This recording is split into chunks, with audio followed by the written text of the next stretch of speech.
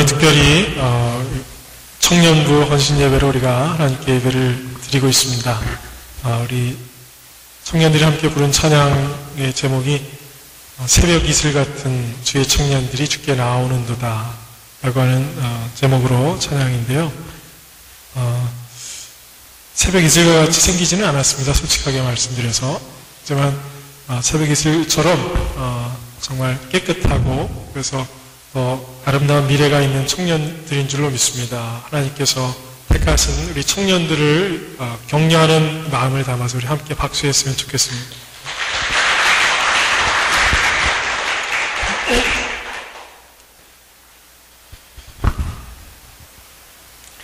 오늘 우리가 함께 나눌 말씀은 시편 119편 9절에서 16절까지의 말씀인데요.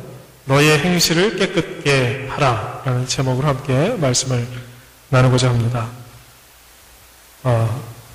여러분들이 과거 젊었을 때 청년이었던 처녀 총각이었던 시절을 생각해 보시면 그래도 나도 한때는 잘 나갔었는데 뭐 이런 생각을 하실지 모르겠습니다. 아마 그때를 생각만 해도 흐뭇한 그런 마음이 드실지도 모르겠습니다. 청년의 때가 좋은 점이 무엇이 있을까요? 청년의 때가 뭐가 그렇게 좋을까요? 저는 그렇게 생각합니다. 청년의 때가 좋은 것은 아마도 마음껏 앞으로 펼쳐질 인생의 미래를 위해서 무엇인가 열심히 땀 흘려도 보고 수고도 해보고 열심히 뛰어가도 볼 수 있는 여러 가지 다양한 노력과 시도를 해볼 수 있다는 점이 아름답고 복된 아주 좋은 점이 아닐까 그런 생각을 해봅니다.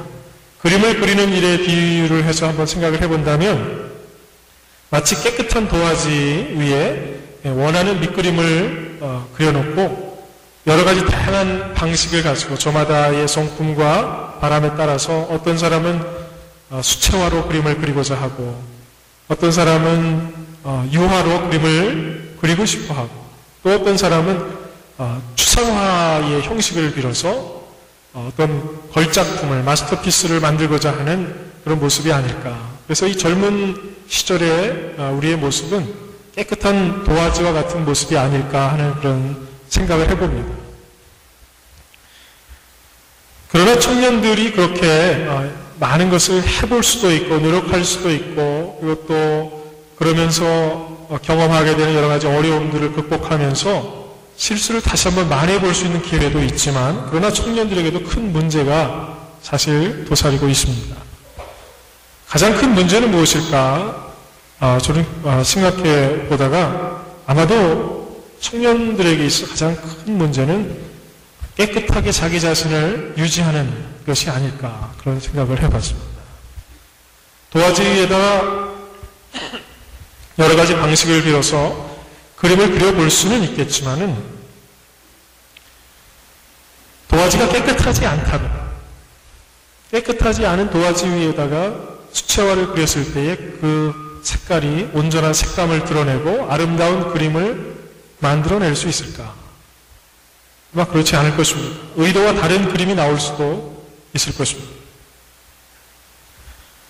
우리 젊은이들은 자기 자신을 육적으로 또 영적으로 또 심적으로 깨끗하게 하는 그런 노력을 다해야 될 줄로 믿습니다. 오늘 우리가 읽은 본문 말씀이 우리에게 증거해 주는 것이 바로 그것입니다.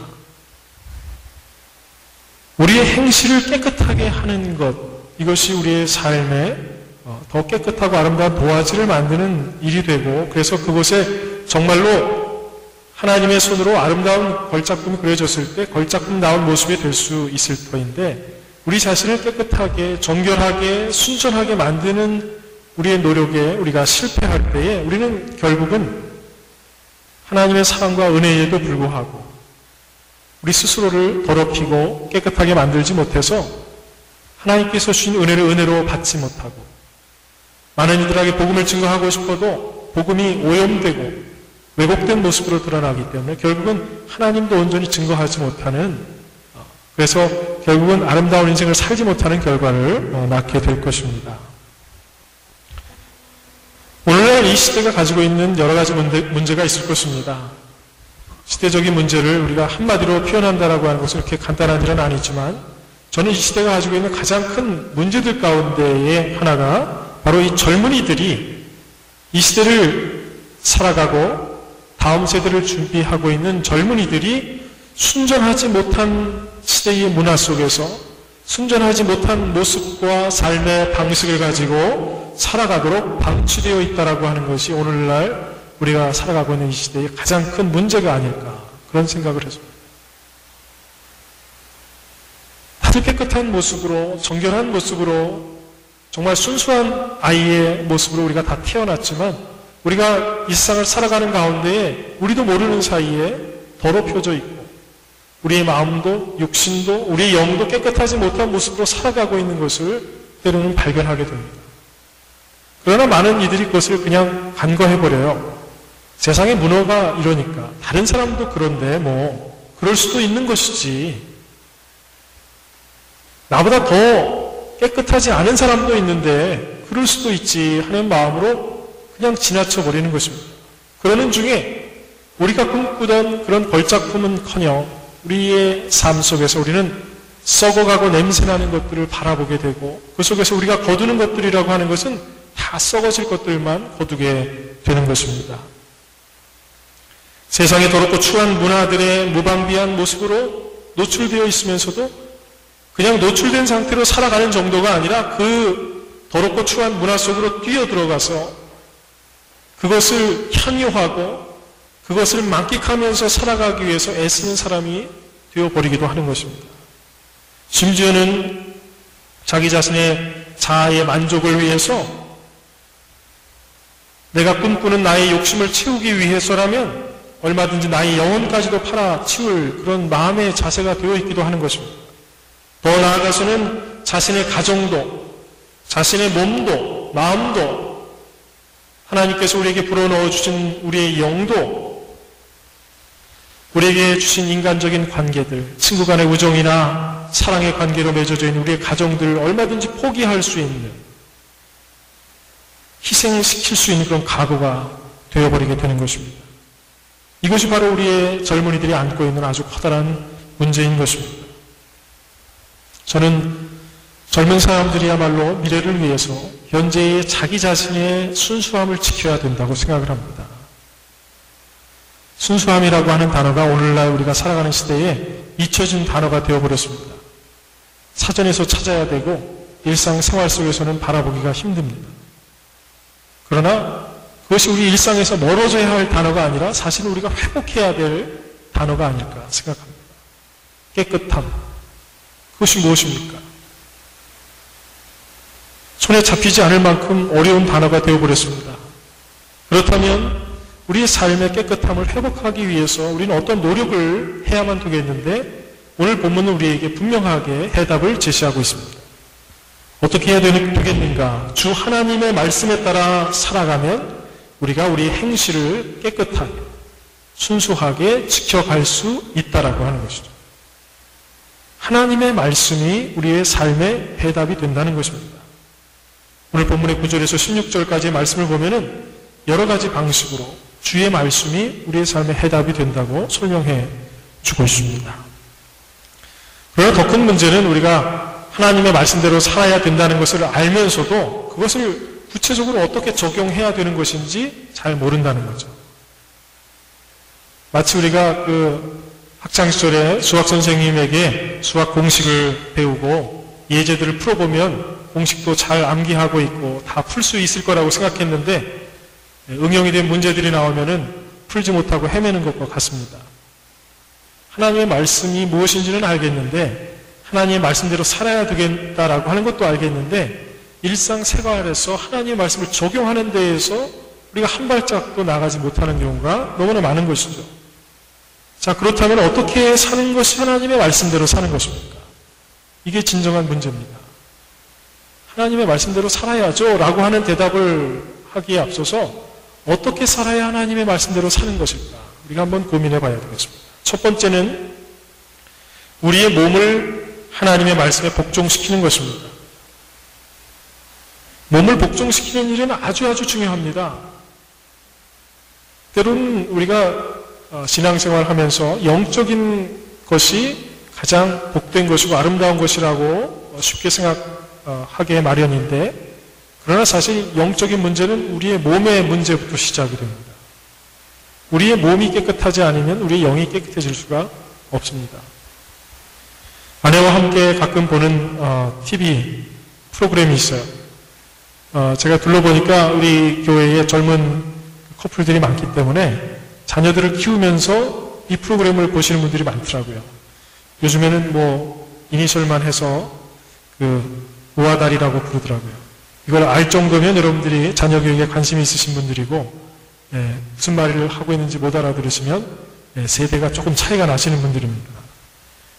우리 아이가 달라졌어요. 그래서 우아달 이렇게 부르더라고요.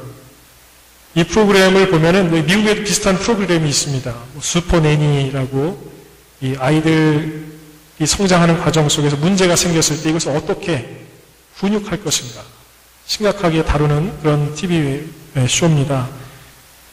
근데 여기에 등장하는 아이들이 정말 평범하지 않습니다.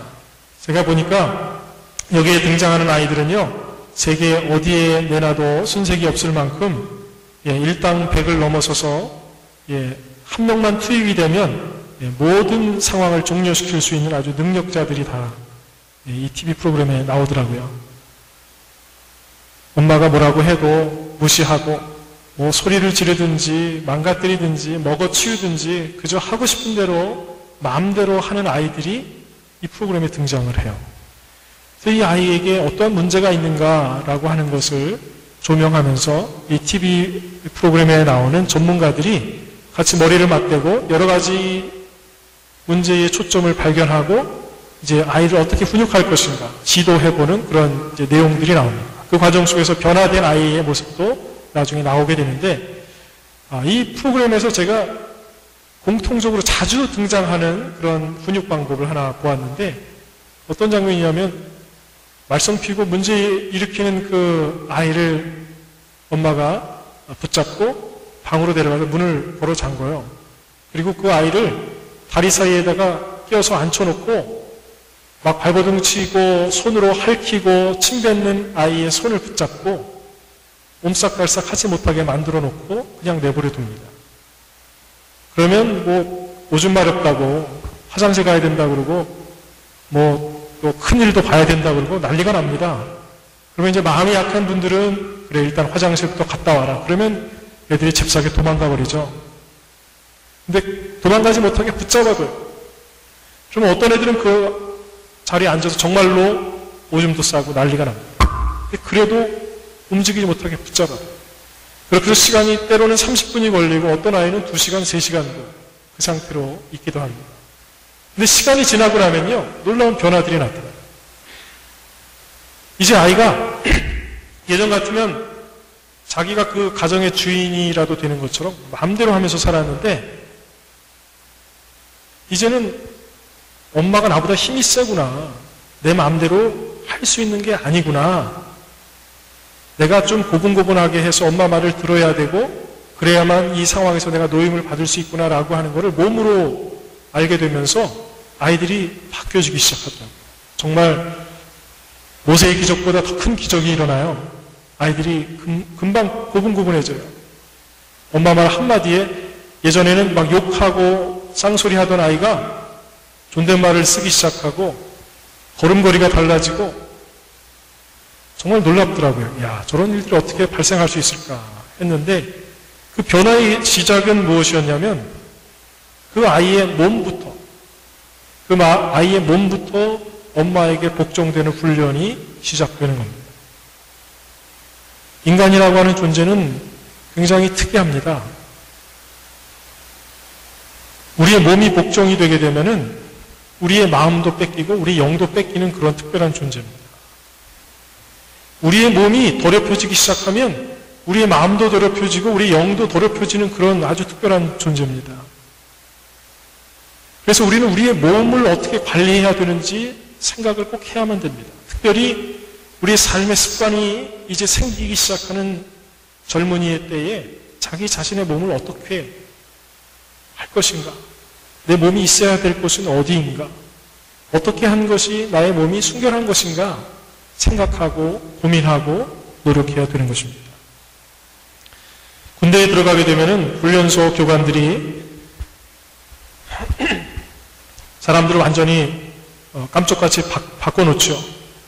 저도 기억나는 순간이 제가 군대에 갈 때 춘천의 102보충대에 들어갔는데 부모님들과 또 친지들과 함께 서 있을 때는 교관들이 말도 참 부드럽게 나이스하게 참 잘하더라고요. 그런데 부모님들, 친지들 다 보내놓고 이제 저 멀리로 사라지고 나면은 교관들의 말하는 목소리 톤도 바뀌어지고 눈빛이 전혀 달라집니다. 그리고 나서 시작되는 잠깐의 몇 마디와 또 훈련의 시작이 되면서 여기서는 내 마음대로 할 수 없구나라고 하는 것을 금방 깨닫게 되죠. 처음에 훈련소에서 만난 사람들은 제가 기억하기로는 똑바로 서 있는 사람들이 거의 없었어요. 거의 90% 이상은 짝다리로 짚고 뭐 담배 한 대 꼬나물고 이런저런 얘기 자기가 그래도 사회생활할 때 꽤나 날렸던 사람이라는 거를 암암리에 얘기하면서 서로를 잘 나갔다는 얘기들 속에서 뭐 영웅담을 한참 늘어놓는데 교관들과 만나고 나서 1시간만 지나면 화장실도 내 마음대로 갈 수 없구나라고 하는 것을 깨닫게 됩니다. 아저씨 화장실 좀 갑시다. 이렇게 해서 예전 같으면은 가고 싶을 때 화장실도 가고 할 일들을 다 했었는데 이제는 화장실 있다가 가만히 있어 기다려 하면 다리를 비비꼬면서 기다려야 됩니다. 그렇게 몇 달 보내고 나면요, 훈련소에서 몇 달 지내고 나면 자기보다 짝대기 하나 더 붙은 사람 한마디에 살고 죽는 문제가 생긴다는 걸 알게 돼요. 그리고 나면은 인생이 바뀌어요. 예전 같으면 꿈꾸지도 않았던 일들에 관심을 갖습니다. 저도 기억나는 게 훈련소 마치고 자대 배치 받아서 좀 시간이 지나니까 좀 뭐 훈련을 하거나 어떤 일을 사역을 하다가 잠깐 쉬라고 하면은 이런 얘기 저런 얘기도 하지만 어쩔 때는 괜히 총 하나 들고 앞에서 총검술 연습도 하고 막 그럽니다. 사회 같으면 있지도 않은 일들인데 맨날 그거 가지고 연습하다 보니까 그래도 내가 김일병보다는 총검술 잘하지 하는 마음으로 그 앞에서 막 혼자 폼 잡고 막 연습하고 그래요. 여러분의 아들들이나 여러분의 남편이 옛날에 그렇게 살았는지 여러분들이 짐작을 못하겠지만 과거에 다 그랬습니다. 왜냐하면 그렇게 몇 달 지나고 군대에서 총검술 하면서 그냥 아침에 일어나라고 하는 시간에 일어나고 화장실 가라 그럴 때 화장실 가고 밥 이거 먹으라 그러면 그냥 그거 먹고 그렇게 살다 보니까 나중에는요 몸이 복종이 되다 보니까 생각하는 것도 말하는 것도 원하는 것도 다 바뀌어요. 옛날 같으면 꿈꾸지도 않은 것들을 꿈꾸면서 살아갑니다. 아침에 일어나면서 아침 그 식사 메뉴에 자기가 원하는 게 나왔으면 하는 게 20대 젊은 혈기왕성한 청년들의 꿈이 되고 말아요. 왜냐하면 그렇게 살다 보니까 자기의 몸을 복종시켜서 살다 보니까 사람의 생각하는 것까지 말하는 것까지 다 바뀌어지는 거예요. 걸어서 다니는 걸음새까지도 다 바뀌어져 버리는 것입니다. 중요한 것은 우리가 우리의 몸을 누구에게 복종시키느냐라고 하는 것입니다. 내가 지금 우리의 몸을 어디로 가져가고 있느냐라고 하는 것입니다. 우리 젊은이들이 자기 자신의 몸을 하나님께 위탁할 수 있어야 됩니다. 이 몸뚱아리가 나의 것이라고 하는 생각을 버려야 됩니다. 애초부터 하나님께서 나에게 생명을 주셨기 때문에 이것은 하나님 것이다 라고 하는 것을 인정하지 못하면 우리는 우리의 몸이 이끌고 가는 대로 끌려다니다가 우리에게 주어진 귀한 시간과 기회들을 아름다운 열매 맺지 못하는 인생으로 마감하게 될 수도 있는 것입니다. 예컨대 우리는 하다못해 주일날 교회 와서 예배를 드리는 일도 열심히 순종하는 마음으로 참여할 수 있도록 노력해야 됩니다. 제가 잘 압니다. 청년 때 교회에 나와서 예배를 드린다는 게 얼마나 어려운 일인지 제가 압니다. 젊었을 때는 이상하게 평일날 회사 갈 때는 눈도 잘 떠지는데 주일날은 아침에 눈도 잘 안 떠지죠.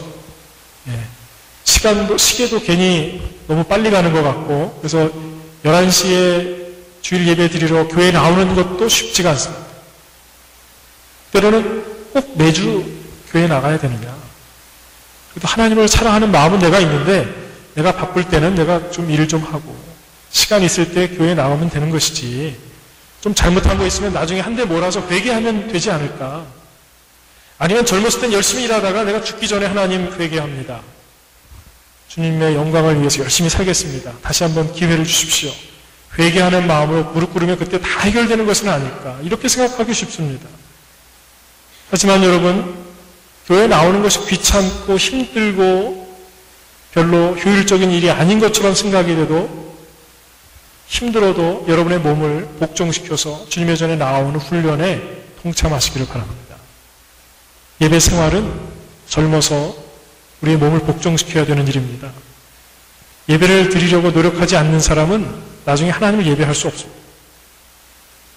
이 몸이라고 하는 것은요, 신기합니다. 일주일만 놀아도 그 다음에 마음은 굴뚝 같아도 원하는 시간에 일어나기가 힘듭니다. 왜냐하면 일주일을 마음대로 늘어지게 두었기 때문에 그 몸이 다시 제대로 된 모습으로 돌아오는데 한참 걸립니다.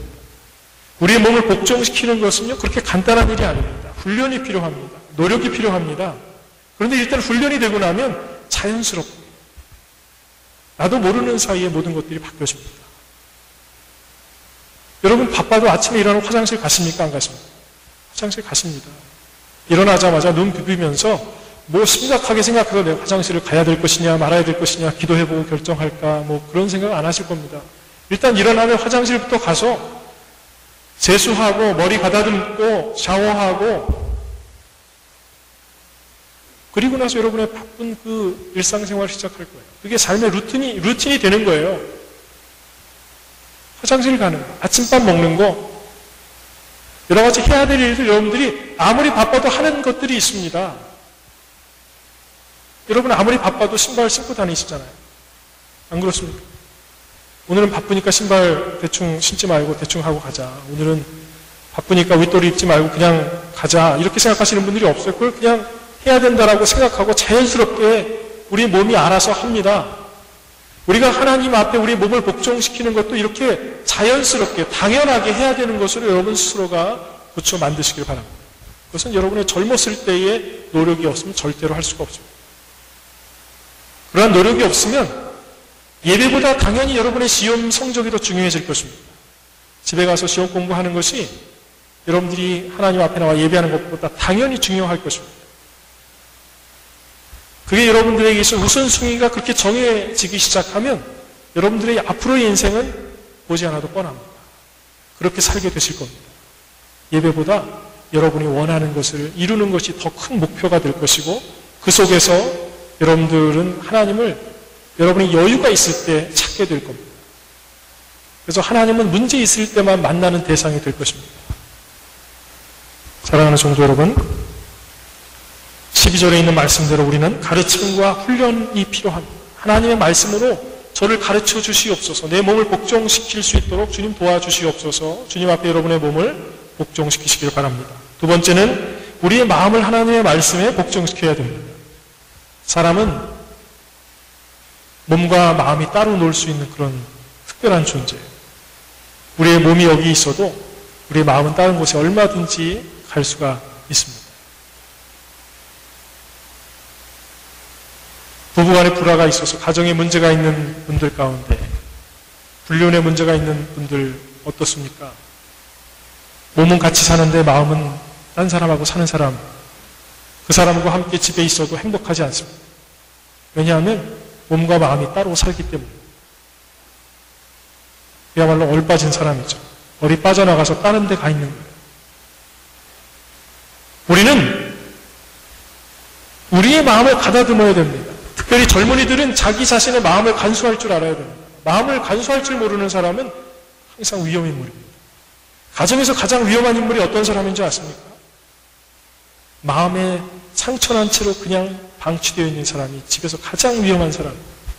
감정에 따라서 이리로 저리로 휘둘리는 대로 감정이 격해지면 격해지고 감정이 느슨해지면은 언제 그랬냐는 듯이 땅 바닥까지 밑바닥까지 떨어지는 그런 사람이 가정에 있게 될 때 그 가정의 모든 구성원들이 상처받게 되어 있습니다. 왜 그런지 아십니까? 우리의 마음이 관리가 되지 않는 것입니다. 우리의 마음을 순전하게 만들지 못하고 있기 때문인 것입니다. 문제가 아닙니다. 그 문제를 대하는 우리의 마음에 문제가 있는 것입니다. 성경은 하나님의 말씀으로 우리의 마음을 다스리라 이렇게 권면해 주고 있습니다. 몸을 복종시켜도 마음이 다른 곳에 가 있으면 안 됩니다. 제가 잘 알고 있습니다. 교회 나오시는 분들 가운데 어떤 분들은 가정의 평화를 위해서 교회에 나오시는 분들이 있다고 하는 사실을 제가 알고 있습니다. 우리 와이프가 더 바가지 긁지 않도록 그래 교회 나가는 정도까지는 내가 허락해주자. 교회 나간다고 어떻게 되겠는가. 교회 가서 잠깐 설교가 재미없으면 잠깐 졸면서 다른 생각도 하고 궁리도 하고 회사에서 할 일을 머릿속에서 정리하면 되지. 그래서 몸은 교회에 와 있는데 마음은 다른 곳에 가 계신 분들도 있다는 것을 제가 압니다. 그러나 여러분, 우리의 몸과 마음이 따로 노는 그런 인생을 왜 삽니까? 교회에 왔는데 예배를 경험해 보지 못하고 정말로 내 마음을 하나님께 드려보지 못하고 예배당에 있다라고 하는 건 얼마나 불편하고 어리석은 일입니까? 우리가 예배의 자리에 왔다면 하나님께 우리의 마음을 드리는 자리에 여러분의 마음을 하나님께 드리는 노력을 다해 보시길 바랍니다. 특히 젊은이들은 그러한 노력을 해봐야 됩니다. 하나님께 마음을 드리는 노력을 통해서 하나님의 마음을 체험해 볼 수 있는 그런 삶의 기억이 여러분의 인생 가운데 특별히 젊었을 때 있어야만 됩니다. 그렇지 않으면 바쁘게 살던 가운데 우리의 마음이 흔들릴 때 하나님께로 돌아갈 마음조차 생각하지 못합니다. 정말로 위험한 상황에 빠질 수가 있는 것입니다. 사랑하는 성도 여러분, 많은 사람들이 경험하고 있는 문제들은요, 마음의 문제입니다. 마음이 상처나면 맛있는 것을 먹어도 배부르지 않고 맛있지 않습니다. 좋은 집에서 잠을 자고 아침에 일어나도 전혀 행복하지 않습니다. 여러분의 마음을 깨끗게 해야 됩니다. 순전하게 해야 됩니다. 하나님께 복종시켜야만 그것이 가능해지는 것입니다. 우리가 사랑하면 어떻게 합니까? 사랑하면 우리의 마음을 줍니다. 여기에 사랑의 문제가 대두됩니다. 우리가 신앙생활을 하는 가운데 하나님께 우리의 마음을 둔다라고 하는 것, 하나님의 말씀에 우리의 마음을 둔다라고 하는 것은 어떤 의미냐면 하나님을 사랑하고 하나님의 말씀에 기뻐하는 것입니다. 여러분이 아무리 바빠도 사랑하는 여인이 나타나고 사랑하는 남자가 나타나면 그 바쁜 가운데 일하면서 화장실에서 일 보면서까지도 그 사람 생각만 하게 돼 있어요. 우리 마음이 거기 가 있는 것입니다. 왜냐하면 사랑하기 때문입니다. 우리가 하나님을 사랑하게 되면은 우리 마음이 그렇게 되는 것입니다. 여러분의 마음을 하나님께 드리시기를 바랍니다. 특히 젊어서 하나님께 마음을 드리고 하나님의 마음을 여러분 가운데에 소유하는 경험을 함을 통해서 여러분의 마음을 다스릴 수 있는 여러분들 되시기를 바랍니다. 이것이 곧 성경에서 말하는 지혜로운 사람, 복된 사람의 전형적인 모습입니다. 성경은 어떤 사람이 지혜로운 사람이냐? 여호와의 말씀을 주야로 묵상하는 사람이 지혜로운 사람이라고 말했습니다. 하나님의 말씀을 가지고 고민하고 하나님 어떻게 할까요? 오늘은 제가 어떻게 사는 것이 좋을까요? 항상 내 마음에 따라 나는 이거 해야 되는데 이것도 안 되고 저것도 안 되고 정말 인생이 왜 이렇게 꼬이지? 교회 나가면 좀 되는 줄 알았더니 이 교회는 좀 뭐가 역마살이 꼈는가? 문제가 있습니다. 여러분의 신앙에 문제가 있습니다. 여러분의 마음의 자리가 지금 잘못되어져 있는 것입니다.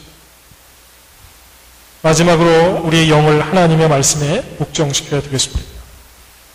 영적인 문제는요, 우리가 생각했던 것보다 가까이에 있습니다.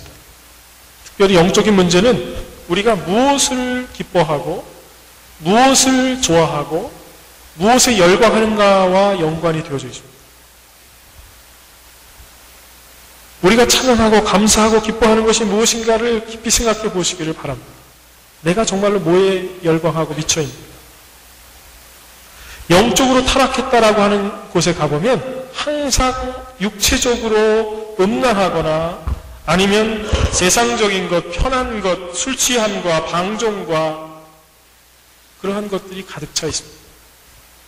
놀랍게도 영적인 것은 영적인 생각 가운데에서 일어나는 사건이 아니라 우리가 좋아하고 즐거워하고 기뻐하고 감사하는 그 현장이 어디냐에 따라서 우리 영적인 문제의 행로가 결정된다라고 하는 거죠.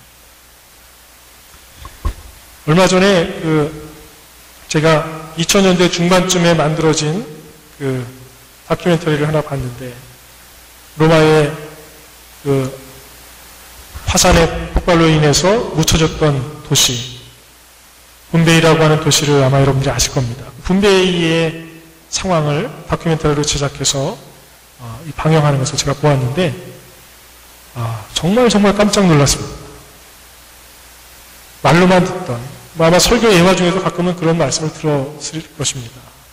굉장히 음란한 세대로, 음란한 문화 때문에 그 도시가 멸망했다, 굉장히 타락했던 도시였다라는 얘기는 여러분들이 어느 정도 들으셨을 텐데, 말로 듣던 것과 그 도시를 복원해 놓고 나서 화산재를 다 치우고 그 건물이 어떻게 생겼고, 건물에 있는 그 건물 안에 있는 그림들과 또 거리에 있는 사인들과 발굴된 그 건물들이 뭐 하는데 사용됐었는지 이런 것들을 확인하고 검증하고, 그래서 그것을 화면으로 다 찍어서 보여주는 장면을 보고 나니까요, 뭐라고 말을 해야 될지 잘 모르겠습니다.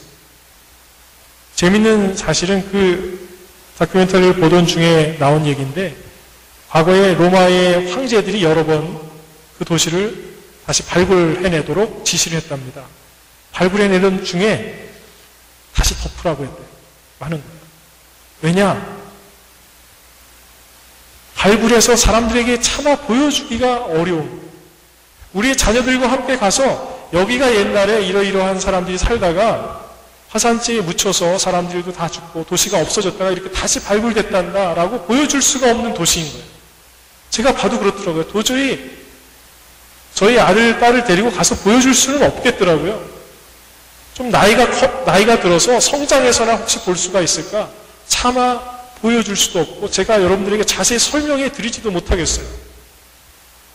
너무나 황당한 모습들이 나타나고 있습니다. 그 도시가 잘 지어진 건물들로 되어져 있습니다. 바닥도 다 벽돌로 돌로 쌓여져 있기 때문에 수레가 잘 갈 수 있게 되어 있고, 발에 흙도 묻히지 않고 다닐 수 있도록 온 도시가 그렇게 잘 정돈되어 있는 도시인데, 그 도시 인구가 수천 명에 달했다고 그래요. 그러나 지금처럼 거대한 도시가 아니기 때문에 사실 엄청난 규모는 아닌데, 그 도시 안에 역사학자들이 발굴해낸, 그래서 정확하게 이것은 이러한 용도로 쓰여졌구나 해서 구별된 그런 통계를 보니까 수천 명이 사는 그 작은 도시 안에 사람들이 몸을 파는 그런 일을 하는 그러한 폐폐업소로 확인된 곳만 수십 곳이 넘습니다. 더 잘 확인하면 더 많은 곳이 있을 것이라고 생각을 하더라고요. 수십 개의 건물 전체가 다 환락의 도시로, 사람들에게 몸을 팔기 위해서 전문적으로 훈련된 사람들이 전문적인 서비스를 하기 위해서 거기에다가 어떠한 서비스가 가능한지 그림을 붙여놨어요. 그게 아직도 그대로 있습니다. 제가 설명을 할 수가 없어요. 너무나 황당합니다. 그런 건물들을 가리키는 사인들이 있는데 그 사인을 제가 설명을 하지를 못하겠어요. 너무나 리얼하게 돌바닥에 새겨져 있는데, 건물에 그려져 있는데 이것을 뭐라고 말을 하지 못하겠습니다. 그런 회폐와 향락과 음란함과 썩어가는 그런 모습들이 그 시대를 망쳤고 그 도시가 멸망하게 만들었는데, 더 놀라운 것은 그러한 문화가 오늘날 우리의 삶에서 멀리 떨어져 있는 것이 아니라 깨끗하고 착해 보이는 젊은이들의 어두운 삶 가운데에서 인터넷의 문화 속에 빠져 지내면서 게임 속에 빠져 지내는 우리의 아이들과 현대의 문화 가운데에서 분명하게 드러나고 있다고 하는 사실입니다. 우리가 인정하고 싶지 않을 뿐이지 우리가 살아가고 있는 많은 문화 가운데에서 이미 그러한 것들이 시작이 되었습니다. 이제는 쉽게 컨트롤도 할 수 없는 시대가 되었습니다. 우리의 아이들이 어떻게 하면서 성장하는지 제대로 알기도 힘들고, 요즘에는 아이들의 문제가 아니라 부모의 문제가 되었고 할아버지 할머니의 문제가 되었습니다. 요즘에는 인터넷 중독이 아이들의 문제가 아니라 할아버지들이 인터넷 중독에 빠져서 밥을 안 드시고 그래서 할머니하고 싸우시는 일이 생겨나고 있다고 그러죠. 엄마 아빠가 게임에 빠져서 아이들 밥을 차려주지 않고 있습니다. 먼 얘기가 아니라 우리의 삶의 현장에서 지금 일어나고 있는 이야기입니다. 아이들이 인터넷 세계와 현실 세계를 구별하지 못해서 게임에서 등장하는 아이템 하나를 사느냐 못 사느냐 때문에 스트레스를 받다가 그것 때문에 사람을 실제로 칼로 찔러 죽이는 일도 지금 생기기 시작했습니다. 이제 우리가 살아가고 있는 문화가 그렇게 간단하지 않습니다. 일상적으로 보면 명문대를 다니면서 모범생으로 성장하는 아이였는데 그 아이들이 뒤에서 아이들을 사주해서 친구 동료를 살해하는 일도 있고 어뷰즈하는 일도 생겨나고 있습니다. 이게 우리가 지금 살아가고 있는 현실입니다. 왜 그렇습니까? 지금 우리의 젊은이들이 우리의 활발하게 능력을 가지고 열심히 섬기면서 일해야 되는 사람들이 그들이 좋아하고 그들이 빠져있고 그들이 만족해하는 그 문화가 영적으로 깨끗하지 않은 것이라는 것입니다. 우리가 기뻐하는 것이 하나님께서 기뻐하시는 것이 아니라고 하는 것이 문제라는 것입니다. 이것이 바로 영적인 문제입니다. 우리의 영적인 문제는 무슨 신비한 것을 말하는 것이 아닙니다. 우리가 뭐에 미쳐 있느냐라고 하는 것이 문제입니다. 여러분들 뭐에 만족하고 있습니까? 여러분들이 꿈꾸고 있는 것이 무엇입니까? 사랑하는 성도 여러분, 우리는 감사를 잊으면서 지내왔습니다. 하나님께서 우리에게 몸뚱아리 주신 것에 쉽게 감사하지 못하는 삶을 살고 있습니다. 이게 영적으로 문제 있는 것입니다. 감사를 모릅니다. 하나님께서 주신 기쁨을 기뻐하지 않습니다. 하지만 인터넷에서 원하는 아이템 하나 발견하면 난리가 납니다. 세상에서 그보다 더 기쁜 일이 없죠. 쇼핑에 중독된 사람은 내가 원했던 80% 디스카운트 쿠폰을 발견했다. 난리가 납니다. 세상에 그보다 더 기쁜 소식이 없어서 동네방네 전화하고 난리가 납니다. 그러나 주의 복음을 증거하는 일은 그 일을 어떻게 합니까? 그러나 쿠폰을 얻으면 전화를 기다리지도 않던 사람들에게까지 전화해가지고 이거 하나 장만하십시오. 얼마든지 증거할 수 있죠. 영적으로 우리가 기뻐하는 것이 무엇인가 깊이 생각해 봐야 될 줄로 압니다. 사랑하는 성도 여러분, 안타깝지만 이러한 우리 현실의 문화를 우리는 분명하게 인정을 해야 됩니다. 우리의 가정이 생각보다 깨끗하지 않다는 것을 우리가 인정해야 됩니다. 그 문제가 아이들의 문제가 아니라 나의 문제가 되었음을 인정해야 됩니다. 그러한 세상의 문화의 문제가 우리 교회의 문제인 것을 우리가 인정해야 됩니다. 그 속에서 우리는 영적으로 하나님을 기뻐하고 하나님의 말씀을 사랑하는 것을 통해서 해결할 수 있음을 우리는 생각해 봐야 될 것입니다. 우리 교회의 젊은 청년들이 이제 모여서 예배 드리는 일을 시작했습니다. 토요일날 오후 5시에 모여서 예배하고 찬양하고 여러 가지 하나님께 속한 사람으로서의 삶을 생각하고 고민하는 그런 모임을 갖기 시작했습니다. 얼마나 기쁘고 즐겁고 또 소망된 일인지 모르겠습니다. 이 모임을 통해서 저는 우리 교회가 바꿔지고 이 시대의 미래가 바뀌어지기를 원합니다. 요즘에 큰 교회들이 많이 있지만 참으로 놀라운 것은 그 큰 교회에 가도 젊은 청년들을 만나보기가 쉽지 않다는 것입니다. 그러나 감사한 것은 우리 교회가 작은 교회지만 젊은이들이 생각보다 많이 있습니다.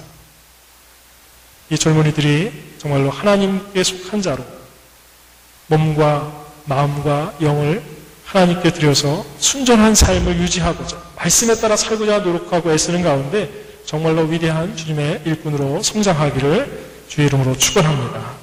기도하시겠습니다.